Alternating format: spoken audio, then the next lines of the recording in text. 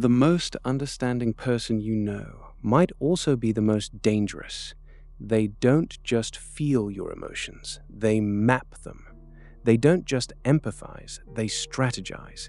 It's a form of emotional intelligence so advanced, so insidious, that it operates entirely beneath the radar of conventional detection. Most people laud empathy as an unalloyed virtue, a cornerstone of human connection, completely unaware of its hidden capacity to become a precision instrument of control. You are about to understand empathic vulnerability mapping, a dark psychological mechanism where emotional intelligence is weaponized to pinpoint and exploit your deepest sensitivities. Recognizing this isn't just about identifying manipulators, it's about safeguarding your entire emotional landscape, protecting your trust, and defending against a form of influence so subtle it feels like natural connection. This knowledge is not merely academic. It is your psychological shield in a world filled with hidden emotional predators. This technique begins with an almost uncanny ability to perceive and interpret emotional states. It's not simply feeling with someone, it's analytically observing and cataloging their emotional responses, needs, and fears. Think of it as a highly sophisticated data collection process. A manipulator employing empathic vulnerability mapping isn't genuinely connecting with your pain. They are dissecting its structure, identifying its triggers, and understanding its underlying architecture. They watch how you react to stress, what makes you feel secure, what insecurities you try to hide, and what compliments genuinely resonate. They observe your default emotional responses and your aspirational self. This meticulous observation forms the basis of a psychological profile, a blueprint of your emotional operating system. For example, consider the research on cognitive empathy versus emotional empathy. While emotional empathy involves truly feeling another's emotions, cognitive empathy is the intellectual understanding of what another person is feeling and thinking without necessarily experiencing those emotions oneself. Manipulators excel at the latter.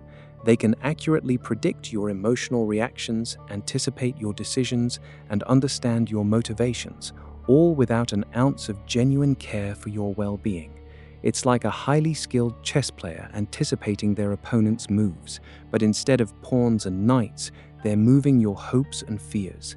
They learn your emotional language, then they speak it back to you perfectly, making you believe they are soulmates, trusted confidants, or invaluable allies. But every word, every gesture is a calculated projection designed to gain access to your core vulnerabilities. It's chilling, isn't it? The thought that someone might be taking notes on your emotional responses, not to help, but to control. If this exposure to empathic vulnerability mapping is already making you rethink how you perceive understanding in others, please consider subscribing and leaving a comment. Your engagement signals to the platform that this critical information about emotional defense truly matters, helping this channel continue to expose dark psychological mechanisms that most people never recognize. Thank you. Now, let's continue. The process of mapping extends far beyond simple observation. It involves active probing, often disguised as supportive inquiry. They ask questions that seem deeply caring. What truly upsets you about that situation? Or what do you wish you had more of in life? But these aren't questions of genuine concern. They are diagnostic questions, each answer another data point, another piece of the puzzle of your emotional architecture.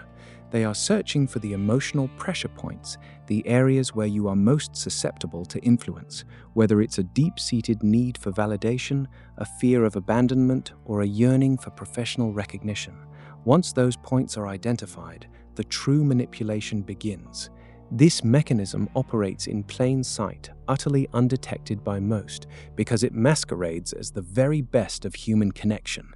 Imagine you're struggling with a difficult decision.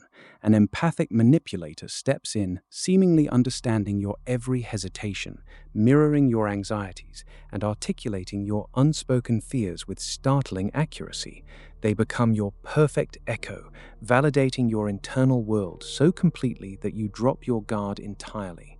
They speak your language, reflect your desires, and become the person who just gets it. Consider a relationship scenario. Have you ever wondered why that perfect connection felt just a little too perfect, a little too soon? The partner who seemed to share every single one of your obscure hobbies, your deepest values, your most private dreams. They didn't genuinely share them. They mapped your aspirations and perfectly reflected them back. They studied your emotional blueprint. In the early stages, this feels like an unparalleled bond, a soulmate connection. But once trust is cemented and emotional dependence established, the mirroring shifts. Now, they begin to subtly exploit those very vulnerabilities they meticulously mapped. They might gaslight you by twisting your own emotional logic, previously so well understood. They might subtly isolate you from others who could offer alternative perspectives, knowing your fear of abandonment makes you cling to their understanding.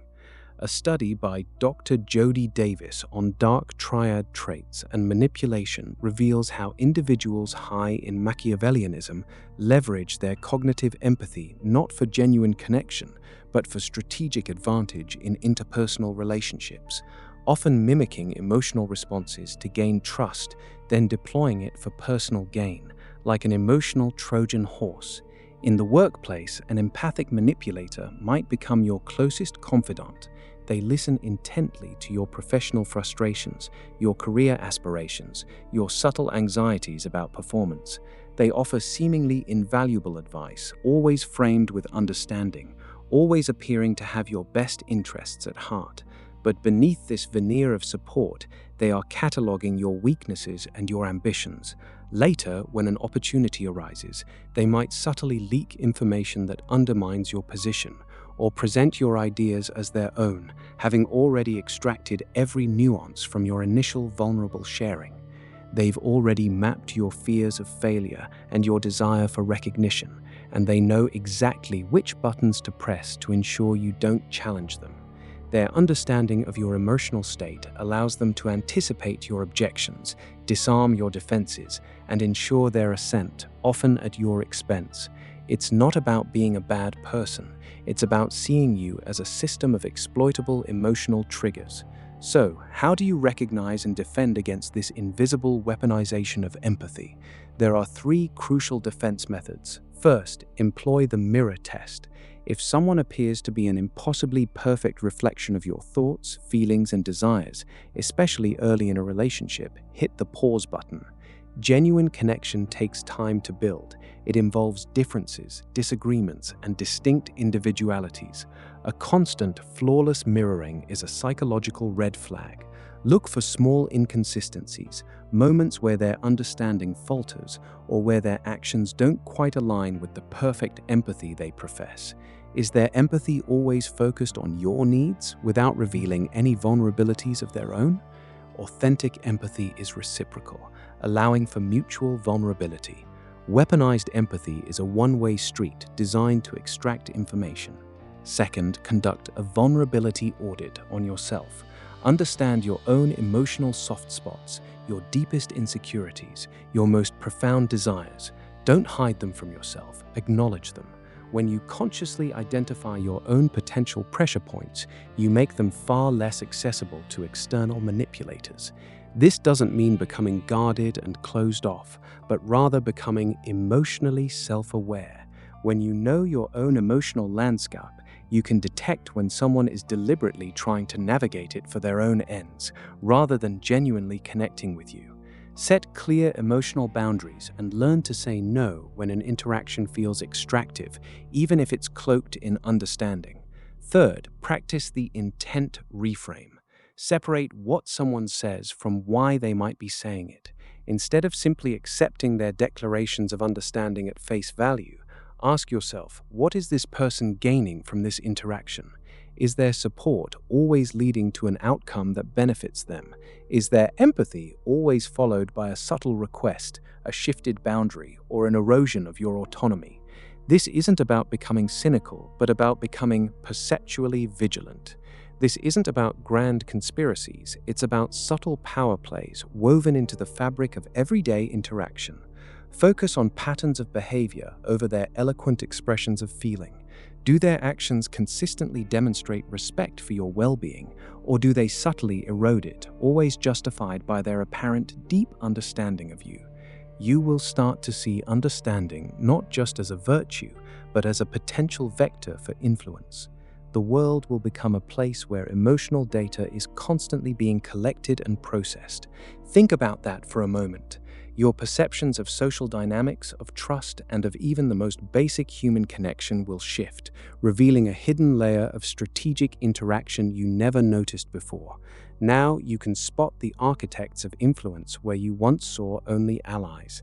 What perfect connection now feels different, like this exposure now, so you can easily revisit these defense tactics the next time you encounter someone who seems to read your mind. The insidious nature of weaponized empathy is now unveiled for you. Stay vigilant. This is just one of many hidden psychological mechanisms we are exposing. There are countless others, far more complex and subtle, already at play around you. Subscribe now so you do not miss the next critical exposure, the next layer of psychological defense we are already researching to help you protect your mind and your emotional autonomy.